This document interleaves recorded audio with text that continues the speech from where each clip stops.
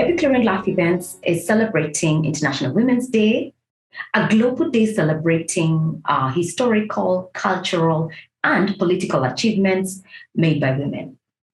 The day also marks a call to action on accelerating gender parity. For Epic Lorraine Life Events, we have chosen this year, as we do with many days that we mark that are celebrated globally, is we have chosen to celebrate it differently. And we have chosen to interview mentors and mentees who have had a long journey or a historical journey together. And we felt the need for doing this is because then International Women's Day is the story of history made by women. And more often than not, women are accused of not fixing each other's crowns, which I believe is not the truth. And through the stories that we want to give on this particular International Women's Day is to actually show and prove that we do fix each other's crowns, we stand on each other's shoulders, and this is how we choose to mark International Women's Day. So join us, enjoy the conversations and the interviews that we've carried out, which include different mentors and mentees in this country and across this country on how they have been each other's shoulder to lean on, quite frankly. So karibuni sana and enjoy the interviews. Thank you and God bless you.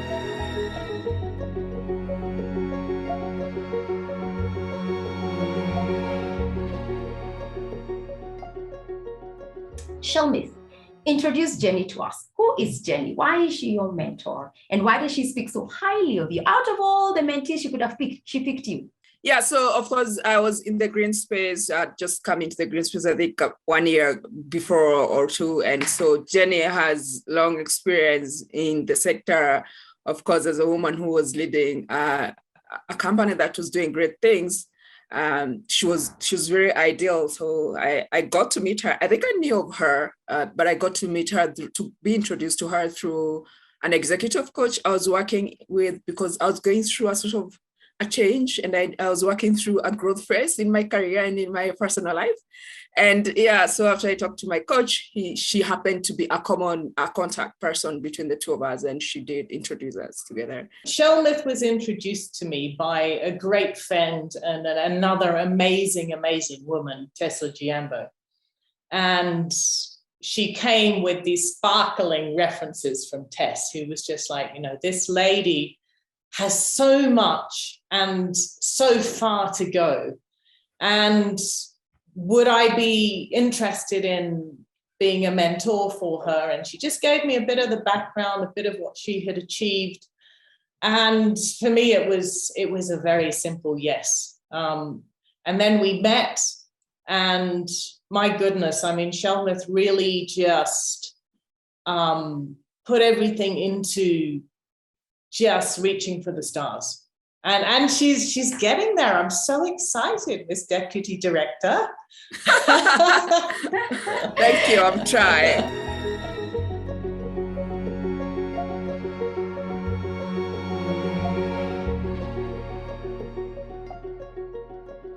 Actually, I can't finish introducing Jenny Kabeberi because she's one of the people I've looked up to from being a young journalist. I just used to admire the kind of work that she used to do, taking very brave steps, even on political issues that even were risky in life. And through my reporting, that's when I got to know we have very few women of her kind. And I really liked her so much. She can tell you I was always looking up for her, I was following her. She went to CMD, I was still looking for and following her and interviewing Jenny Kabeberi. And at some point, when people confuse my name with Kabeberi, they'll call me Kabeberi instead of Kaberia. And you see, to identify a mentor, then you have to look at values that align to our values. And when I looked at her, I knew there was something so close to my heart, something that was completely aligned to what I like to do. And one of it was speaking against violations of human rights. She was very firm when she spoke about recognition of human rights, talking about also the gender parities that we have in place and the way the society cannot continue thriving, comfortably when you know there's a big population, more than half of the population, that do not have the freedom to enjoy their human rights? I think I've talked to many people, and I've been in the field of human rights for a long time. Actually, quite a long time. Most of my adult life, I've done human rights work. But it's not always that you find somebody who really is anxious to understand, who is seeking out information, who is trying to tread that route. A lot of people fall by accident, but I don't think Judy may have thought maybe it's an accident, but now we know from a spiritual perspective, nothing is an accident. Mm-hmm. It may have looked like an accident, you working with Capital FM and me working at CMD Kenya, and the office is not being too far away. But the follow-up, the steps that somebody takes is actually what makes you realize that this person is seeking you and is seeking your mentorship, even when you don't know it. Because like that event that Judy is talking about, I didn't even really know what it was about, but because it was Judy, and because I had seen her follow-ups and I had seen her commitment and I had listened to her solid stories, she would tell very solid stories at Capital FM. Not just a lot of, there are many reporters out there and many do shoddy research. Sorry, guys, but you need to do solid research. But Judy would do solid research and would follow through.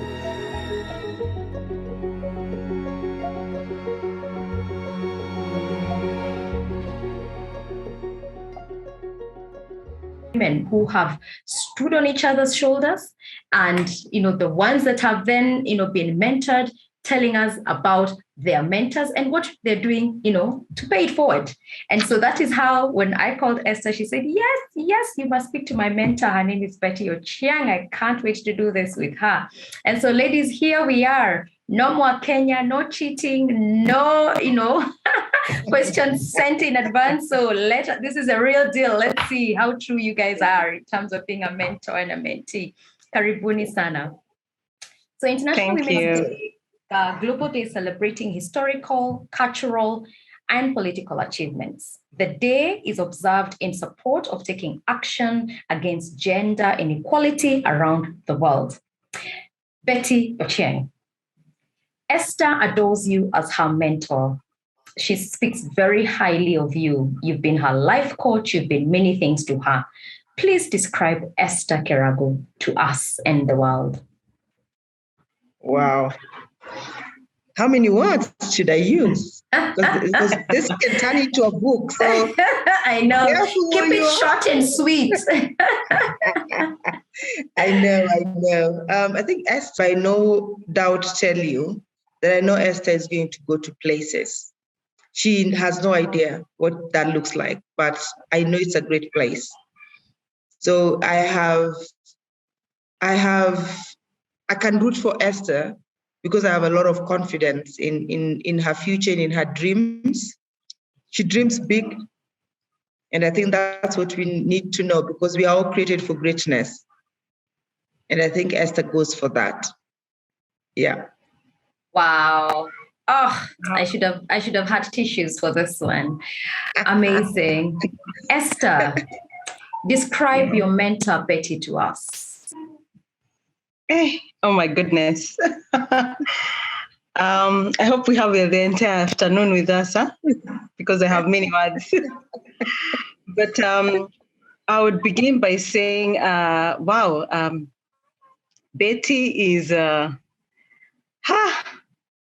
Betty is somebody who, first of all, she's a great listener.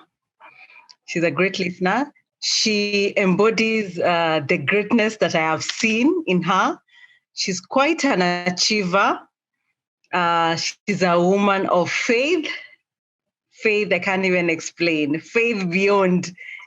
Those kind of faith that you're just like, the way they say childlike faith. You're like, how? Yeah. So that's Betty. And she really has a big heart. There's no time that I knock on her door and she's too busy for me. She'll always find time for me. She knows how to affirm me and also to correct me where I'm going wrong. She's practically, many times I joke with her and tell her she's my mother in Nairobi, since my mother is far away from the city.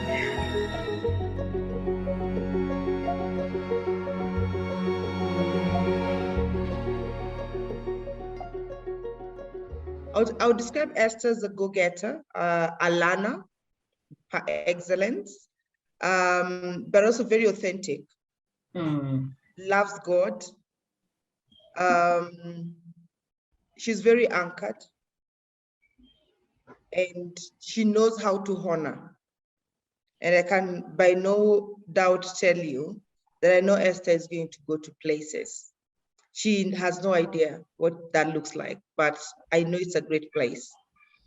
So I can root for Esther because I have a lot of confidence in her future and in her dreams. She dreams big. And I think that's what we need to know, because we are all created for greatness. And I think Esther goes for that. I would begin by saying, wow, Betty is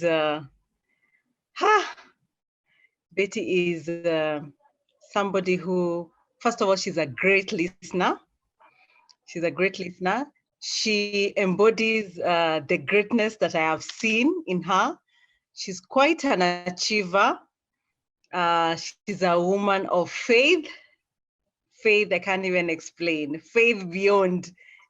Those kind of faith that you're just like, you know, the way they say childlike faith, you're like, how? Yeah, so that is, that's Betty.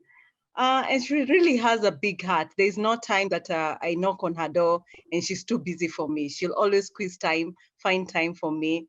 She knows how to affirm me and also to correct me where I'm going wrong.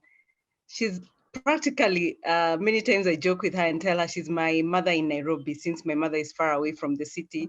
I'm like, she's my mother in Nairobi. So she's my life coach, you know, she's my mentor, and yet at the same time, she's my mother right here in Nairobi.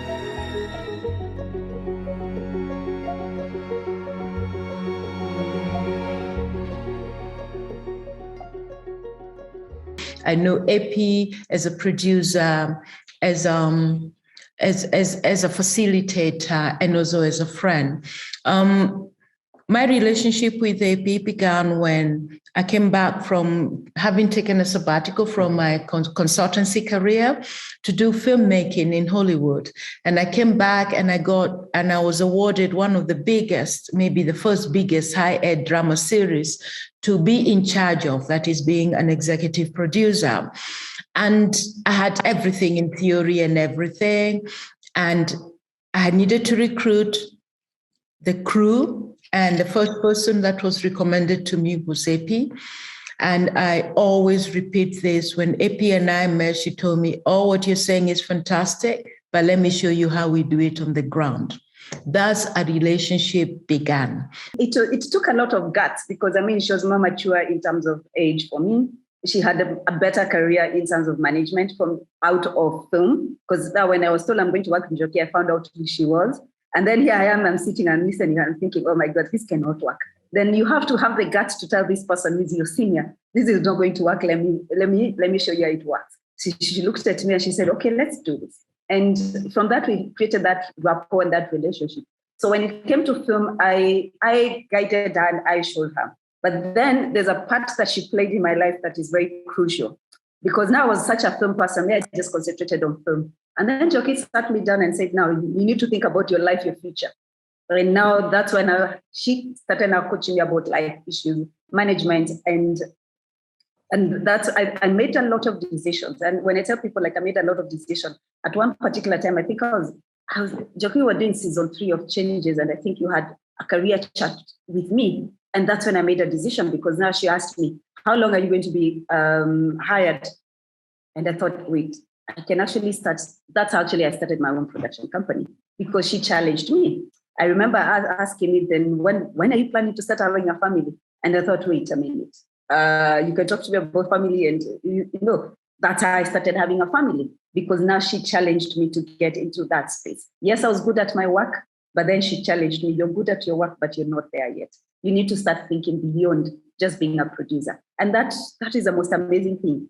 And so because we're speaking about break the bias, Shelmith, what then are you doing, having stood on shoulders like Jenny and others to break the bias in whatever level and in whatever capacity as a woman in clean energy space? I mean, one of the ways is to speak up, make sure that whatever role you are in, that you speak up, that you bring your all to it, and fighting for that space. And also going for really challenging opportunities, like not shying away.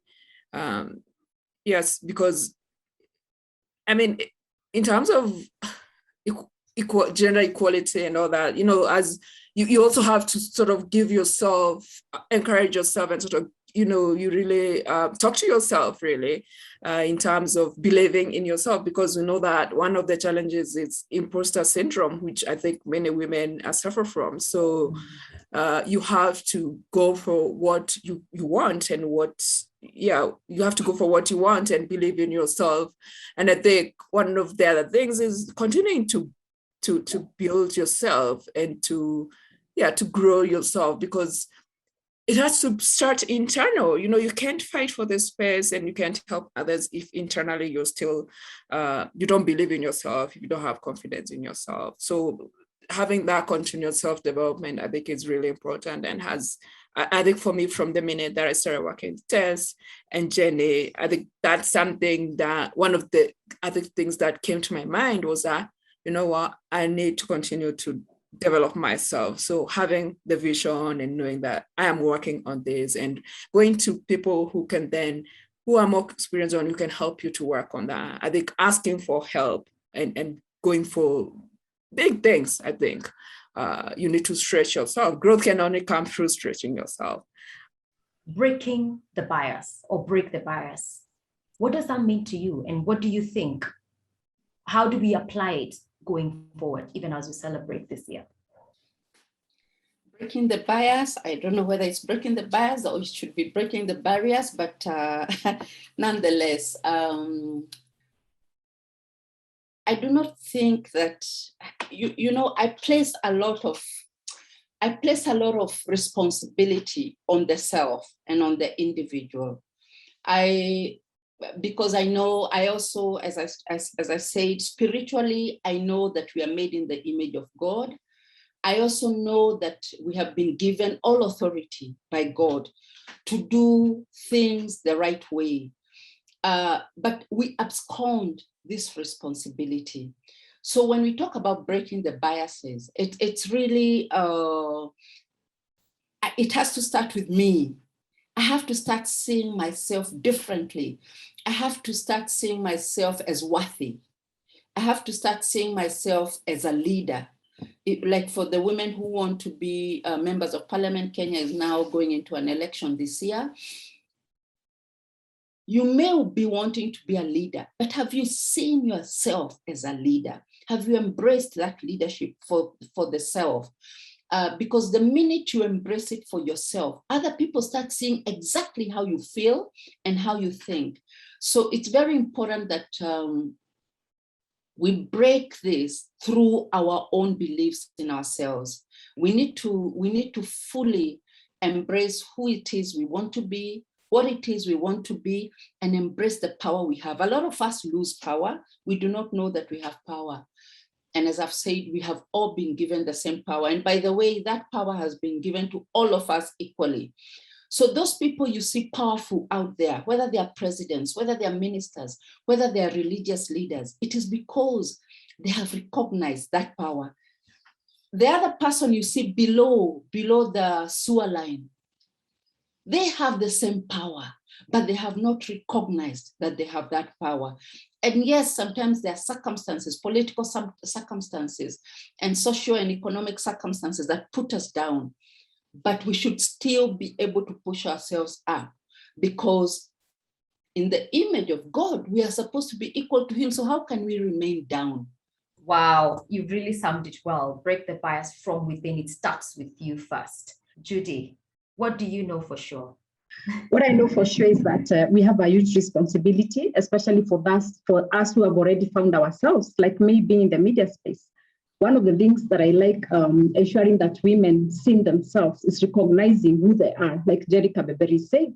And a lot of times when I go to interact with the women at the community level, the lowest level in the society, we have a lot of unsung heroes there, women who never discovered the power that is within themselves. That traditional birth attendant who is, looked at like they don't play a role in the society. But it's up to us in the media space also to give them a chance for them to be heard in the language that they understand, in the language that other women understand. These are the women that we need to show the power that they have so that we can fight cultural barriers like female genital mutilation. If we don't talk to them and show them the kind of power of influence they have in that community, whether they are preachers, whether they are housewives, but I think every woman has power. And it is for us, those who have this space, the elite space, for us to create that space for them to be heard, for them to be celebrated, for their voices to be heard, and the thoughts that they have to be included. Then that way, the society will thrive in a place where even the women at the lowest level, the woman who, the unpaid care worker who is working as a housewife and is not regarded in the community, that we start recognizing the work and their contribution to the society. That house help that we're talking about. When you look at Black, Indigenous, people of color, sort of, if you bring that lens, but then you add the power dynamics, which is the white supremacy or age, or you bring in the lens of intersexuality, of sexuality as well, you find that there is a need for us to know that it is achievable, but it will take work. It will take us bringing an intersectionality and that approach that is multifaceted, if you like, so that it's not a one. It's just not looking at it from one angle. It is a prism of sorts, and yes, it's achievable, but it will take work. I absolutely love that. It's amazing that you've mentioned that, because I remember one of the interviews I did last week was to some software engineers, and when I asked the same question, in terms of do we see a point where we shall see this equality, and for them, because mostly it's more about a tech industry where it's predominantly male, they're getting to the position where they're saying, by the way, I am here first as a software engineer, not as a woman. And I think and that's what I think you're saying, if we get to the point where we are, first of all, acknowledging that we are here where we are on merit because we've achieved what we've achieved, first and foremost. Not that I have been appointed as CS because I'm a woman, because I am this because I'm a woman. You're there on merit, not just because you're a woman. It's incredible that you're a woman, because you don't hear them saying a man was appointed. No, but when a woman is appointed something, then there's that addition of a woman appointment. Sometimes you wonder whether it's actually us as women projecting our own identity issues rather than the men having done us any ill. And sometimes I feel as though the men are falsely accused for just being men. And it's almost as though we want to call them to be less of men so that we can be women. And yet we don't need them to be less of men. We want them to be men. But it's just us rise to the occasion and be the woman, the full woman, the complete woman, the effective woman, the powerful woman. And you're not contrary to the man, you are complementing. And so you come in as a full, wholesome, equal into the equation. And that's why you find some policies such as race at work becomes very important and integral. But as you're having the conversations, it's about showing up competent, able, right? And wholesome. I think one of the things that I quickly learned sitting under Betty, just being mentored, is that issue of identity. I think when we get the identity right, we get everything else right. That really is just the beginning of everything. So when we come to the table, we're not necessarily coming because we want to compete, but because I've understood this is James and this is his strength, and this is Esther, and this is her strength.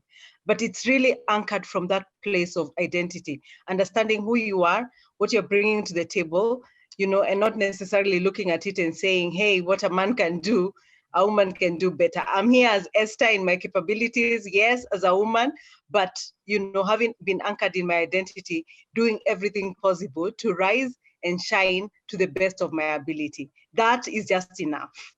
In a way, for me, it doesn't matter the gender.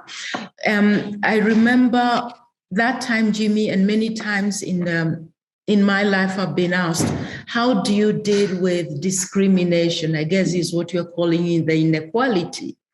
Lorraine, I don't notice it. Why should I notice it? I'm so busy doing my work. So if you have a problem, I'm a woman, deal with your problem. Because I don't have a problem. So that's why I'm saying I might be the wrong person to ask, because I don't notice it. Because if I notice it, I'll go, whoa, yeah, that one has a problem. While they say to themselves, me, I'm gone. Yeah. Yes. And that's how I am, you know. I would never use a phrase, are you doing this to me because I'm a woman? That means you've already accepted an inferior position. Absolutely. Instead, I would say, are you doing this to me because you're intimidated by my intelligence? You know, go get some intelligence, then you can bring yourself at my power, you know? Yeah. So I never notice whether it's male or female. And if a room is full of men, when I walk in, I'll know for sure then I am noticed more than any other audience because I'm the only one out here. If you go with a warrior thing because I'm a woman, because you have an issue because you are a woman, me, I don't have.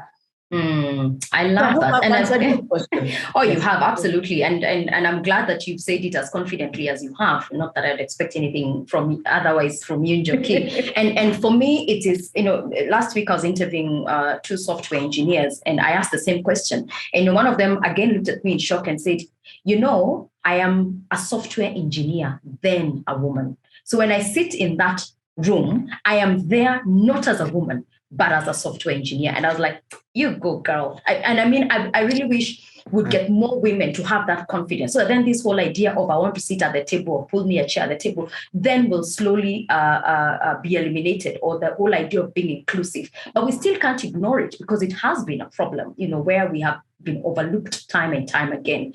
Epi, the same question to you. And yes, I realize now that, you know, the film industry is governed really by women. How about you, ladies? Yes. So I joined the industry when it was all women.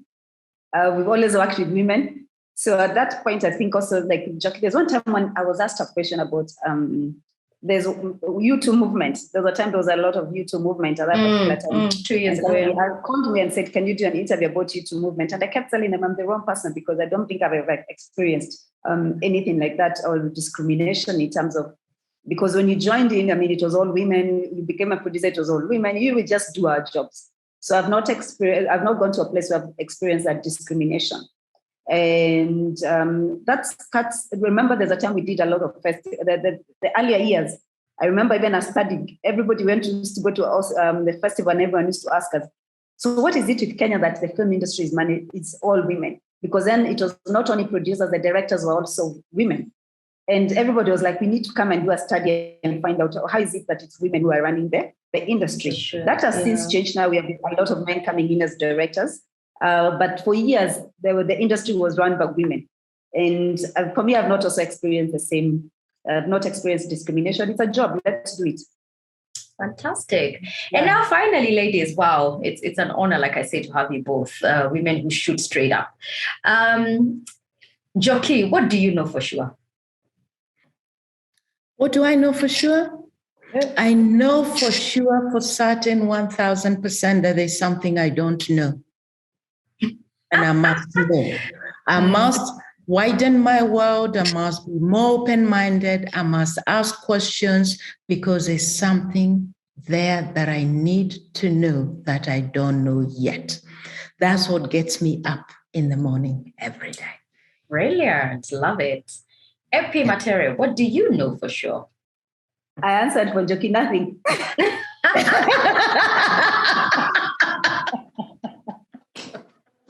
like nothing. Just to try and expand it a little bit, I think I know for sure I've not even touched my potential. I've got yet a lot to do.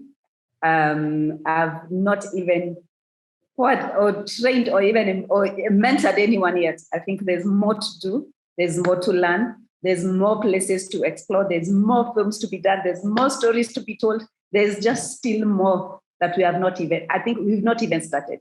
Even Jockey, I don't think we've started. We are yet to start. No, we haven't started. We haven't started. We are yet to start.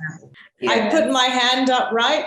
You asked me a question. I am now attention. Ladies, put your hand up. Always, whether you think you can do it or not, jump, put the hand up. Fantastic. And I bet that's what your Break the Bias for us would be then, as our mentor, as you know, the one leading us, Jenny. You would then encourage women to break the bias by raising your hands up no matter what, right? Absolutely. I mean, coming from what Shelmith was saying, it's, you know, we just have to step into the opportunities without questioning ourselves. You see the opportunity, and us as women, we often go, then we step back. We see it, we step back and we go, can I do it? Do I have the skills? Will I be able to? And we sometimes then talk ourselves out of it. So it's, don't let yourself talk yourself out of it. See the opportunity, put the hand up, take the step forward. Yeah, maybe one thing I can add is that the other thing is really asking for it, not just putting your hand up, but asking for it. And there's this amazing book I read written by two women. It's called Ask for It. And it's really, and it has a lot of statistics in terms of how disparities from a woman to get into the job and how you price yourself really affects your income, your pension savings and all that, because women don't ask for it. So one thing I tell myself is, because I'm a mother to a daughter, is like, I have to teach her how to value herself, negotiate for herself and ask for it and not just showing up. Yeah. Love it. Love it. So Jenny, what do you know for sure? What do I know for sure? That I'm alive, that there's opportunities out there, that I want to make a difference.